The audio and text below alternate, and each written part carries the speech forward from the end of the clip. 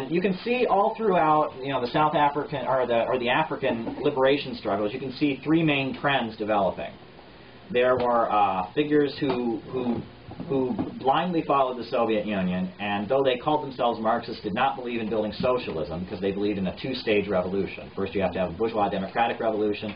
Next, you have socialism. So they were not talking about building socialism.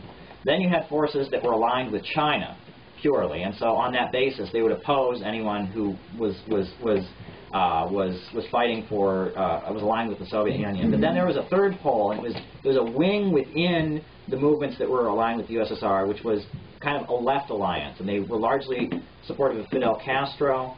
And their thing was we're part of the Soviet bloc of countries, we're part of the socialist bloc, but we're not going to blindly obey the Soviet government. We're going to try and construct socialism whether they like it or not.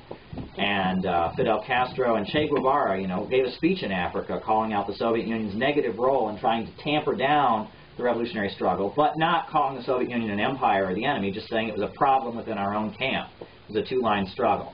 The revolutionaries in Ethiopia until the early 80s subscribed to this philosophy.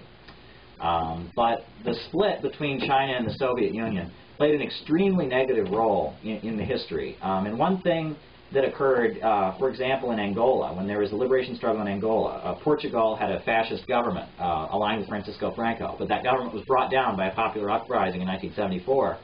And so after that government was brought down, Angola declared its independence. And so in Angola, as Angola was fighting for its independence, once they'd won their independence, then the leading organization of Angolans was called the MPLA, or the Popular Movement for the Liberation of Angola, and that was the party that began constructing what was called the People's Republic of Angola. But then two new parties formed. Okay, one had been around for a while, and one was kind of popped up out of nowhere. One was Maoist, and they were called UNITA, and their line was that the MPLA were agents of the Soviet social imperialists.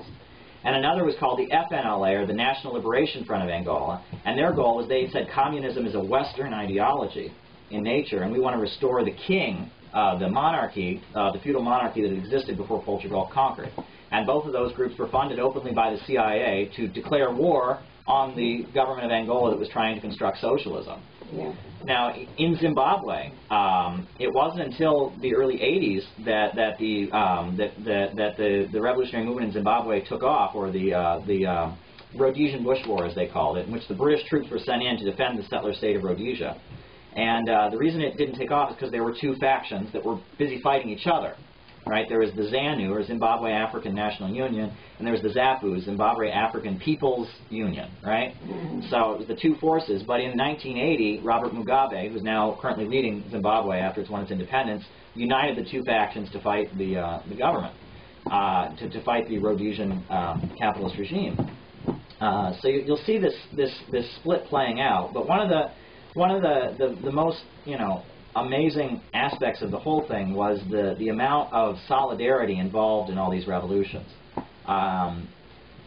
4,000 Cuban soldiers died in Angola when, after Angola had won its independence, 40,000. 40,000? 38,000, actually. Wow. 38,000. Wow. I apologize for my error. When the fascist nationalist party regime in South Africa invaded Angola, right? Mm-hmm. It was the Cubans who sent their army to defend Angola from the fascist invasion. At the same time, there was, Che Guevara was fighting in the Congo along with Patrice Lumumba. Probably one of the leading figures in the African nationalist movement was Kwame Nkrumah, who led Ghana trying to build socialism. And one of the reasons listed for his overthrow by the CIA was the fact he wrote a book called Neo-Colonialism, The Last Stage of Imperialism, where he talked about how a country can be granted formal independence, right? When I was in school, I remember I would talk about U.S. imperialism, and kids would be like, oh, the U.S. doesn't take over other countries. But neo-colonialism was this concept laid out by Kwame Nkrumah, which was an understanding that formal independence is granted, right? Like Mexico, right? Mexico is formally not part of the United States, but the government of Mexico is dominated by forces that are bought lock, stock, and barrel by U.S. corporations.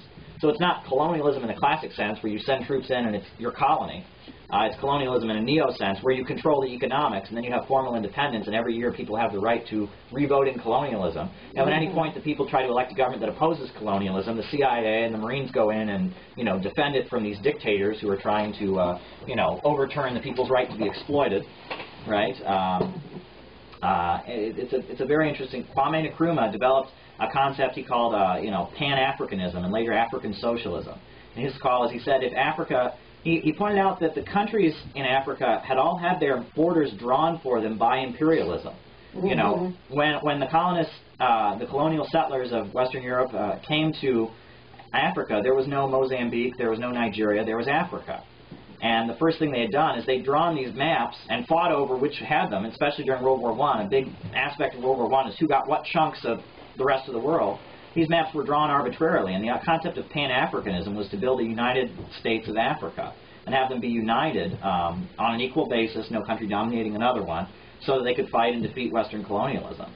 And Kwame Nkrumah, his regime was overthrown, by the imperialists, himself. Shortly after he wrote the book, Neocolonialism, laying out this, and he had formed his own international, the ASI, the African Socialist International. And he wanted all African revolutionaries who opposed imperialism, whether they be pro-Soviet, pro-Chinese, Trotskyist, whatever, right, to unite in a single socialist international that would actively fight the imperialists. You can see the crisis now. Now, interestingly enough, the fact that China, sided with the forces of counter-revolution in the name of fighting Soviet social imperialism was, caused a number of setbacks. But in 1980, Robert Mugabe was victorious in the Rhodesian, or in the mid-1980s, he was victorious in the Rhodesian Bush War. And for a long time, because Robert Mugabe denounced the Soviet Union, he was presented as a hero in the Western media. It's very interesting if you watch the, there's a piece on 60 Minutes as the Soviet Union was collapsing, and they showed the good communist Robert Mugabe, because he was on there and he was, I'm a communist, but I'm not, I'm not aligning with the Soviets. I'm not, trying to help this terrorist in South Africa, Nelson Mandela. I'm a good communist. It's only recently that Robert Mugabe has become on the shit list because he's doing what he promised to do since the beginning, which is redistribute land to the settlers, or not to the settlers, to the population, right? Land to the tiller. He's enacting a land to the tiller policy, and so now Robert Mugabe, instead of being the model, good communist, is now being demonized for that crime.